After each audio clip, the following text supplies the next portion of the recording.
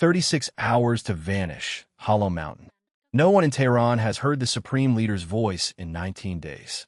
Not on state radio, not in a recorded address, not even in a clipped, formal statements his office usually releases when he wants the country to believe he is still breathing. There are only words now, typed, printed, attributed. No audio, no video, no proof of life. And in the vacuum where a voice should be, Yaz Province Special Forces are moving into Imam Hossein Square. IRGC units nationwide have been put on alert for a threat nobody outside a handful of command bunkers can name. Fedayeen units are staged at intersections that don't normally see armor. Something has cracked open inside the regime. Whether it's a coup, a purge, or a funeral nobody has announced yet. Nobody in Washington knows for certain. But 6,000 miles away, in a windowless room at MacDill Air Force Base, an intelligence analyst is about to find something that will answer at least one piece of the puzzle. Not who is alive, not who is in charge, what they've been building while no one was watching. Act 1. The Vacuum. Lieutenant Haruto Nakashima has run the same ridge line through image recognition software 4 times in 6 hours, because the 4th time is the first time the software agrees with what his eyes already told him on pass 1. Nakashima grew up outside Sacramento, in a family that never talked about the internment camp his grandfather spent 3 years behind wire in during the Second World War, not out of shame, but because his grandfather insisted the story wasn't the point. Watch. Don't assume. Verify twice. That was the point. His grandfather folded a single paper crane every year on the anniversary of his release. And when he died, he left Nakashima a shoebox with 61 of them. Nakashima keeps one folded into the pocket of every flight suit he's ever worn, even though he flies nothing. He sits in a ground control station and flies a machine that never leaves the stratosphere. The RQ-4 Global Hawk has been loitering along the eastern approach to the Natanz Enrichment Complex for 11 straight hours, tasked originally to monitor road traffic near the known facility. What it's found instead is 6 kilometers southeast, under a ridge that shows nothing on any commercial satellite catalog from the last 3 years, until you compare thermal returns from 18 months ago against this week's pass. A ventilation signature. Faint, staggered, designed to look like background rock heat, but present in a rhythm that rock doesn't have. Somebody built ductwork into that mountain, and somebody has been running it hard enough, recently enough, that the heat is bleeding through granite. It's not on any target list, Nakashima tells his shift supervisor, because 6 months ago it wasn't there. Or it was there, and it wasn't hot. The order comes back within the hour. Reprioritize every overhead asset in the basin onto that ridge. Whatever is happening in the streets of Tehran, whatever has emptied out of the Supreme Leader's office besides silence. Somebody inside the Iranian nuclear program has apparently decided that succession crisis is exactly the moment to finish something in secret. Act 2. The Tanker. Captain Owen Farrow's family has fished the Gulf of Maine for 5 generations, and he keeps a small brass net float, his great-grandfather's, wired into the overhead of his at-sea cabin. A reminder, he says, that the ocean doesn't care about anyone's rank. Right now the ocean is on fire 11 miles off his port bow. The tanker took an unknown projectile, drone, or missile. The analysts are still arguing. Roughly 36 hours before anyone reported it, which tells Farrow everything he needs to know about how thin his radar picture of the strait actually is. The crew is alive, pulled off by UK Maritime Trade Operations Advisory, that came in embarrassingly late. But the fire is still burning when Farrow's destroyer arrives on scene, and his boarding officer, Petty Officer Priya Kaur, is already suiting up.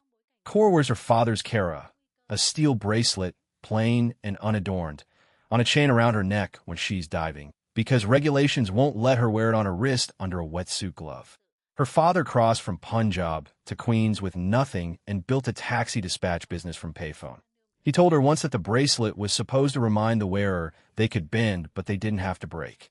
She has used that line on herself in worse water than this. The tanker's hull is intact enough to save. What Kaur finds below decks, wedged into a ballast tank access hatch, is not battle damage. It's a second, unexploded warhead fragment that never detonated, a dud stage off whatever hit the ship. She photographs it, tags it, and gets it off the vessel without opening it further. It's a small thing, but it's the first physical evidence in 6 weeks that lets weapons analysts start narrowing down exactly which missile family Iran is still launching from a coastline that was supposed to be running out of both fuel and options. Act 3. The case for preemption.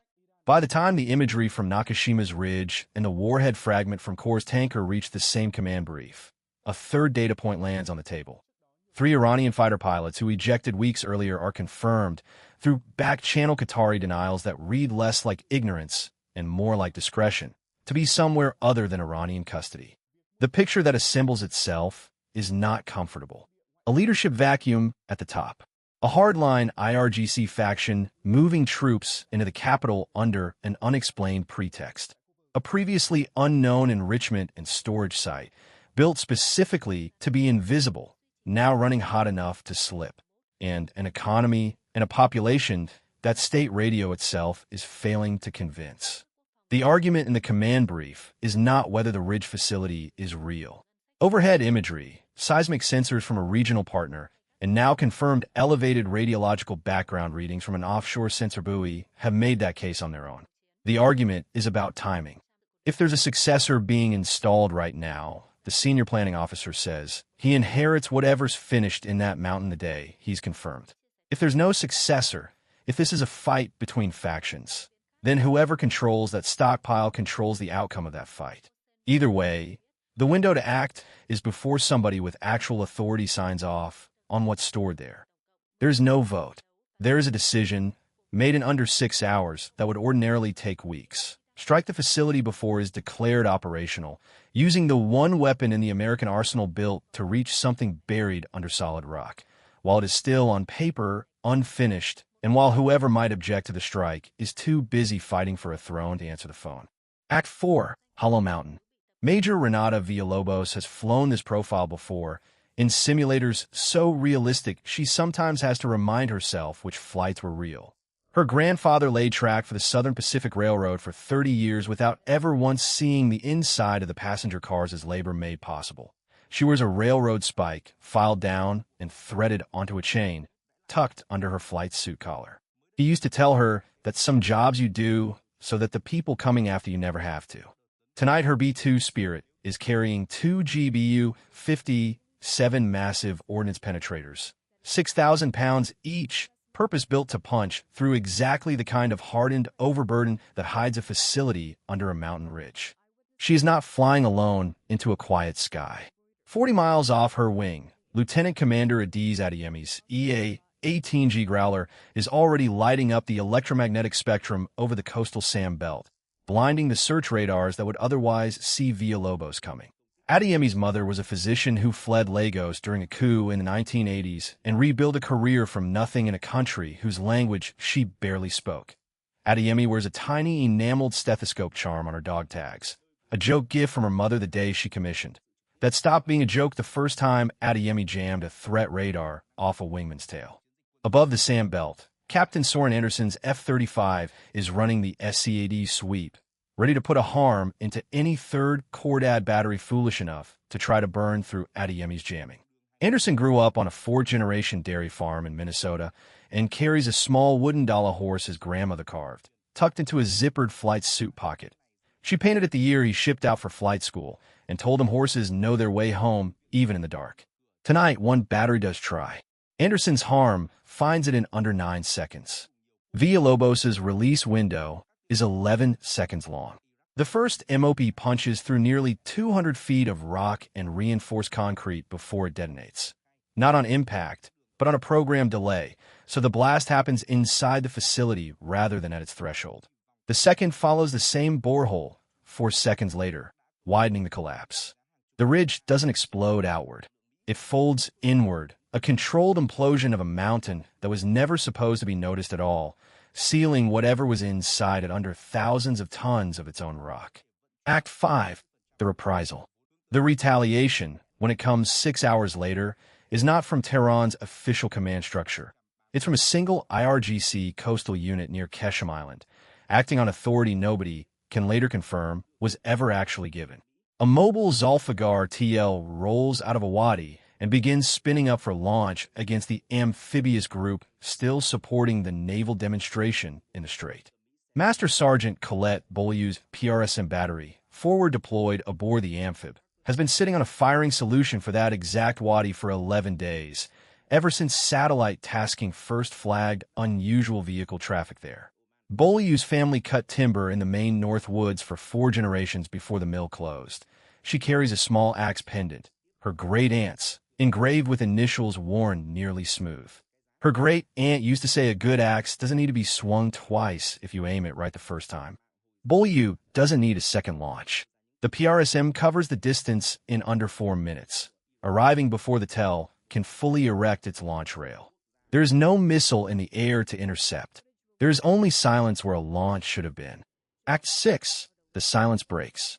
What happens inside Tehran over the next 58 hours is not something any American officer watches directly. It happens in radio silences, in unusual troop movements reversing themselves, in a Qatari backchannel that suddenly becomes far more forthcoming about the location of 3 Iranian pilots who are, it turns out, willing to talk.